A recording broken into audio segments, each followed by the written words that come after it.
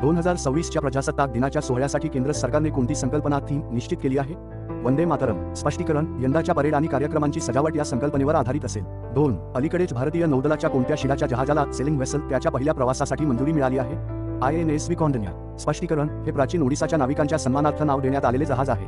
3. 77व्या प्रजासत्ताक दिनाच्या परेडचे 2026 प्रमुख पाहुणे कोण असणार आहेत? युरोपियन कमिशनच्या अध्यक्षा उर्सुला व्हॉन डर लेन आणि युरोपियन कौन्सिलचे अध्यक्ष अँटोनियो कोस्टा. स्पष्टीकरण: हे दोन्ही नेते भारताच्या 77व्या प्रजासत्ताक दिनाच्या सोहळ्याला प्रमुख पाहुणे म्हणून उपस्थित राहतील. 4. 2026 मध्ये जागतिक Kimberly process certification scheme APCS चे अध्यक्षपद कोणता देश भूषवणार आहे? भारत. स्पष्टीकरण: भारत या प्रतिष्ठित आंतरराष्ट्रीय योजनेचे नेतृत्व करणार आहे, जी संघर्षक मुक्त हिऱ्यांच्या व्यापारासाठी महत्त्वाची आहे.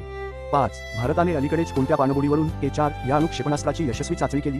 INS अरिघात. स्पष्टीकरण: ही भारताची दुसरी स्वदेशी अणु पाणबुडी आहे, जिने सामरिक क्षमता वाढवली आहे.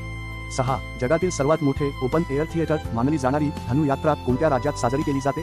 ओडिशा. स्पष्टीकरण: ही 11 दिवसांची यात्रा भगवान कृष्णाच्या जीवनावर आधारित आहे आणि ती बारगड शहरात आयोजित केली जाते. 7. भारतीय तटरक्षक दलात नुकतेच सामील झालेले समुद्र प्रताप नक्की काय आहे? हे पहिले स्वदेशी बनावटीचे प्रदूषण नियंत्रण जहाज पोल्युशन कंट्रोल वेसल आहे. स्पष्टीकरण: हे जहाज समुद्रातील तेल गळती आणि इतर प्रदूषणांचा सामना करण्यासाठी डिझाईन केलेले आहे.